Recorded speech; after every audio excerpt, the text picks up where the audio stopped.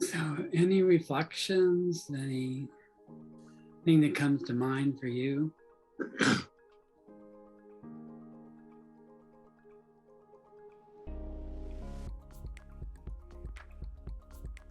I guess the whole betrayal piece, I read this this week, actually listened to it, 23, 22 and 23, Luke 22 and 23. And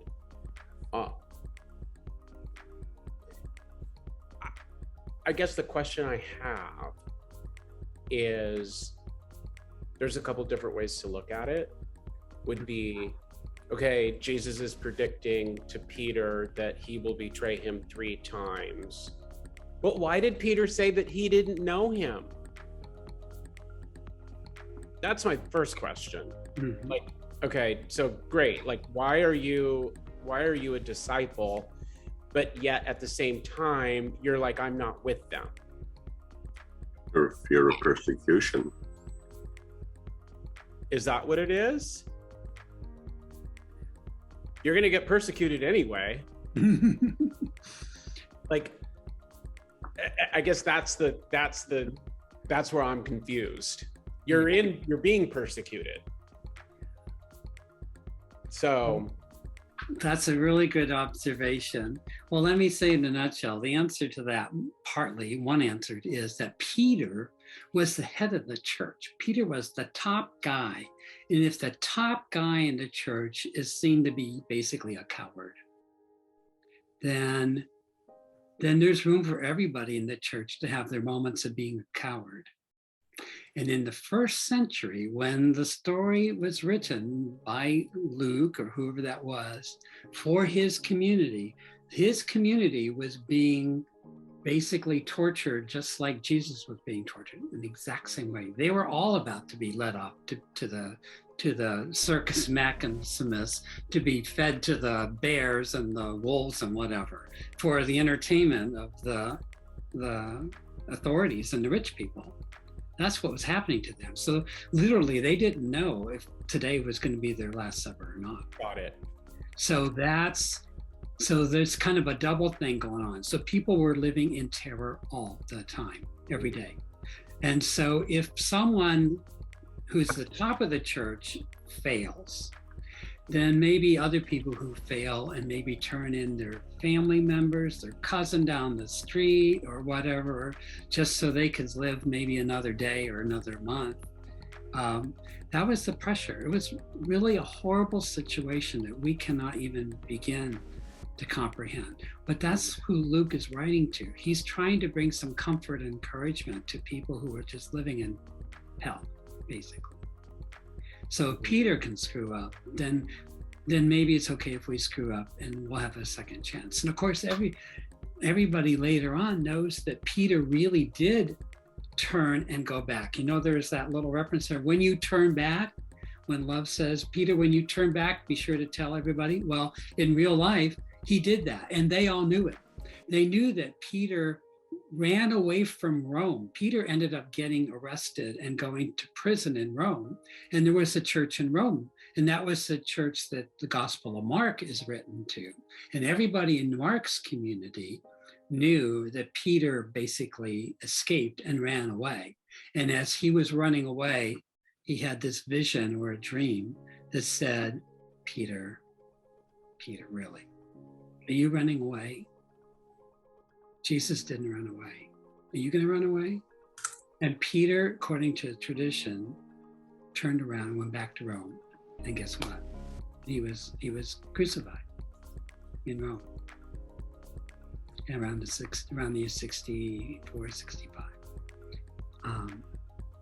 So Peter did that, and he knew that. And in the year 85, when Luke's writing his people, by that time in the 20 years from 65 to 85, they all knew that Peter died. Peter went back and allowed himself to be sacrificed, because if that's what it took to save other people from suffering, then he was willing to go there. Well, and that's like, so I just think about, like, let's fast forward to now. We have all of these people that are going to the Ukraine to help them. Right. to sacrifice their lives. Yeah.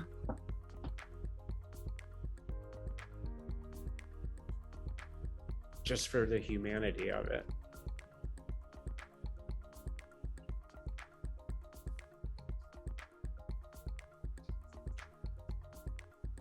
I just wish the Bible was not so vague. It leaves a lot to the imagination. Maybe it's written that way on purpose, but again, flashing to today, we have so much data.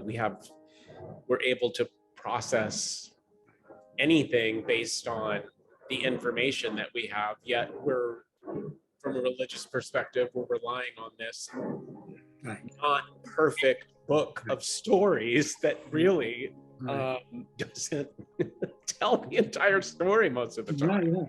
Right, because it was written then for those people. It wasn't written for us. It was written for them and their situation. And they knew that. So they all knew all that background material that I just told you. But who knows that now? If you don't understand the background and the thank you for filling us in. You're welcome, which I love because it means a lot to me, because the story comes to life. It makes sense when you understand the context. Yeah. And there's most preachers, I shouldn't say this on the video recording, but most people, even preachers, don't know that context. And if you don't know that context and understand life the way they were living it, then we just totally miss the point. And so then you ask, well, why did he betray? Because they all were forced to betray. When you put it into that context, it makes more sense. Like, are you going to tell a fib 3 times in order to live 5 more minutes or an hour or 2 hours? Or are you going to stand by and potentially get your head chopped off? It makes total sense now. Mm-hmm. Yeah. Either way, you're probably going to get your head chopped off. But how are you going to go? How are you going to die? Are you going to die with dignity? Are you going to go die thinking of other people as well as yourself, and not just leave your own skin? So it was a horrible, horrible situation. And we don't live that, thank God. But they did. And then it makes sense about how critical this story was, and how important it was to help the early Christians who were living day by day, never knowing. That's why I love to listen to you, Rob, because you give so much background when you speak. Like last week, Mary letting her hair down, to wash Jesus' feet, how that was socially a no-no. I mean, women didn't do that. When you told us about the story of Zacchaeus, about how he would run, his legs would be exposed, and that was, again, a sinful thing to show your legs. All these little bits and pieces that you put in are just, like lightning flashes for me, because I understand the story so much better because of your historical knowledge. And I really appreciate that. Me too. And I pass that on to others when I talk about these stories, the insight that you provide us with. So thank you. You're welcome. I love it. Because there's meaning. There's meaning in these stories. And there's a reason why they were told and told and told and remembered and eventually written down. Now, if we don't understand what was going on at that time, we're not going to get it. We're not going to get the joke. We're not going to get the message. So to understand their time, then we put it in our time. We can, be grateful that we don't live in a hell like that, where we're, never knowing when our last breath is going to be. We have a much safer environment. But still, we can find encouragement in the story. We could still find some motivation for how we're going to live our lives. Well, and it can be translated to so many different avenues. It could be translated to countries in war. It could be translated to the LGBTQIA, population. It could be translated to our African American brothers and sisters, people of color. It can be translated in so many different ways where, you want to stand up for yourself, but somehow you can't because of some sort of adversity, which is, thank you for helping me understand that, because it makes a huge difference. It's totally translatable. The gospel means good news. And who needs the good news? The people who are not getting the good news, the people who are getting squished, the people who are getting put down, the people who are getting abused, the people who are getting rejected, people are told, you don't belong here, you need to get out, you don't fit in, you don't conform. All those people need to hear good news. And that's what Stonewall Ministries is for.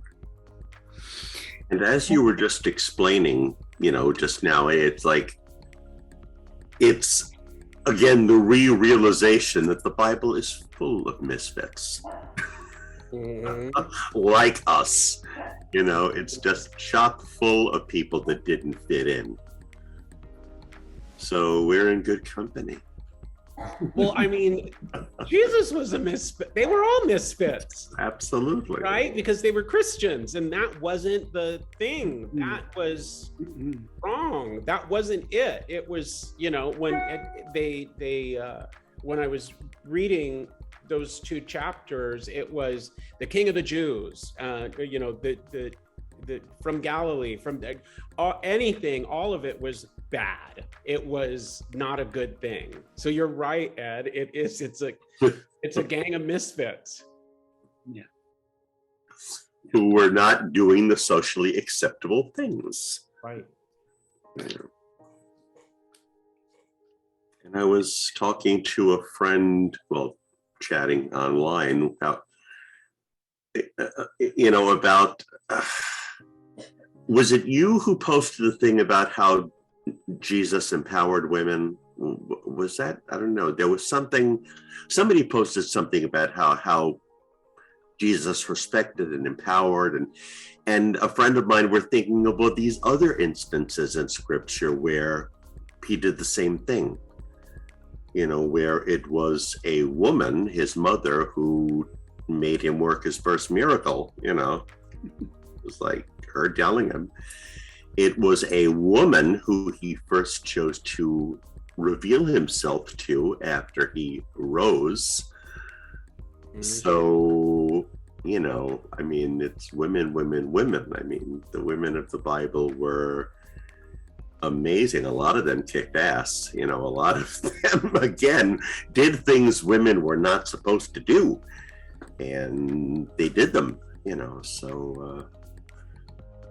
yeah, it's just so full of information, the Bible, and so much of it is applicable to this still very imperfect world we live in. All right, so we ready to move on to a song? Lord's Prayer? Yes, please.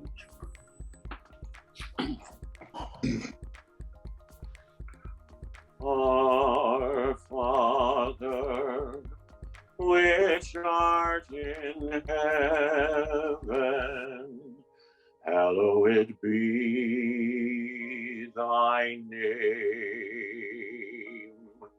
Thy kingdom come, thy will be done on earth as it is in heaven. Give us this day our daily bread, and forgive us our debts as we forgive our debtors. And leave us not in temptation, but deliver us from evil. For thine is the kingdom and the power and the glory forever.